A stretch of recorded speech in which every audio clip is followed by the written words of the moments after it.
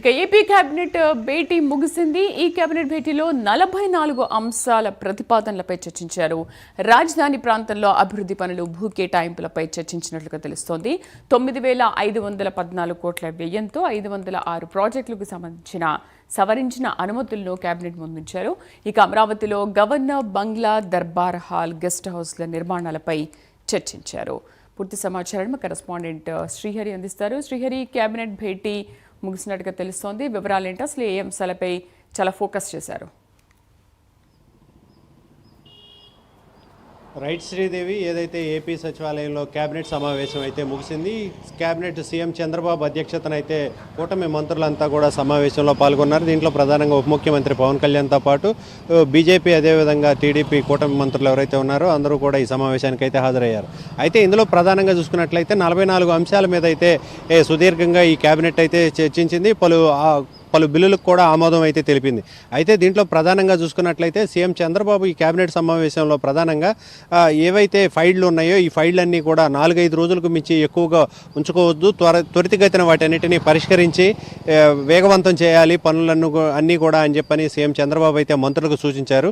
అయితే దీంట్లో ప్రధానంగా గోదావరి పుష్కరాలు ఏవైతే ఉన్నాయో గోదావరి పుష్కరాలకు సంబంధించిన ఈ క్రమంలో ఏదైతే ఉందో దీనికి సంబంధించి టూరిజాన్ని మరింతగా డెవలప్ చేయాలి, టూరిజం మరింత అభివృద్ధి చెందే దిశగా కూడా మంత్రులంతా కూడా అటువైపుగా అడుగులు వేయాలంటూ కూడా సూచించారు. అయితే ఉప ముఖ్యమంత్రి పవన్ కళ్యాణ్ ఈ టూరిజం డిపార్ట్మెంట్కు సంబంధించి మరింత అభివృద్ధి చెందే దిశగా కూడా రాష్ట్ర ప్రభుత్వంతో పాటు అదేవిధంగా ప్రభుత్వ ప్రైవేటు పరంగా ఉన్న సంస్థలు ఏవైతే ఉన్నాయో అన్నీ కూడా మరింత అభివృద్ధి చేసే దిశగా ముందుకు వెళ్లాలని చెప్పని అయితే సలహా అయితే సూచించిన పరిస్థితి.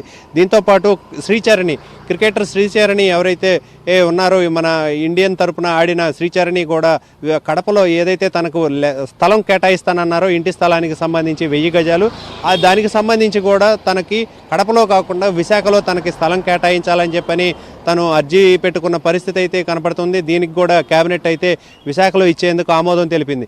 అయితే దీంతోపాటు ప్రధానంగా చూసుకున్నట్లయితే రిమైనింగ్ ఏవైతే ఉన్నాయో ఇటు సోషల్ వెల్ఫేర్ బోర్డు ఏదైతే ఉందో సోషల్ వెల్ఫేర్ బోర్డు మొత్తం కూడా ర్యాప్టేషన్ ఏదైతే ఉందో దీనికి సంబంధించి కూడా కేబినెట్ అయితే ఆమోదం తెలిపింది.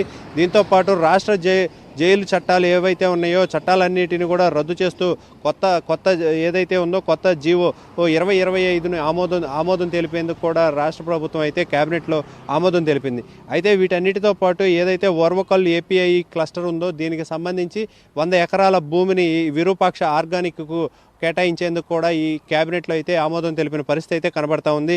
దీంతోపాటు ఏదైతే అమరావతి రాజధానిలో గవర్నర్ బంగ్లా నిర్మించేందుకు ఏదైతే ఆమోదం తెలిపారో ఆమోదం తెలిపిన దానికి కూడా బడ్జెట్ కేటాయించింది. త్వరలోనే అమరావతి రాజధానిలోనే ఈ రాజ్భవన్ కాస్త ఏదైతే రాజ్భవన్ ఉందో రాజ్భవన్ని లోక్ భవన్గా మార్చి దీన్ని అక్కడ నిర్మాణం చేపట్టాలని చెప్పని ఇప్పటికే ప్రభుత్వం కూడా దీన్ని ఆమోదించిన పరిస్థితి అయితే కనబడతా ఉంది. దీంతోపాటు కుప్పం నియోజకవర్గంలో కూడా చూసుకున్నట్టయితే పాలర్ నదిపై 4 చెక్ డ్యాంలు నిర్మించేందుకు దానికి కూడా సంబంధించి ఏదైతే అనుమతులు కావాల్సిన దానిపైన కూడా కేబినెట్ అయితే ఆమోదం తెలిపింది. దీంతోపాటు ఏదైతే విశాఖ చెన్నై కారిడార్ ఉందో దీనికి సంబంధించి E3 లైన్ ఏదైతే ఉందో E3 లైన్ను కూడా 6 లైన్లుగా ఎలివేటెడ్ చేయడానికైతే మార్గాన్ని దీనికి సంబంధించి కూడా ADCL బిడ్ కూడా ఆమోదం తెలిపేందుకైతే ఏపీ కేబినెట్ ఆమోదం తెలిపింది. శ్రీదేవి.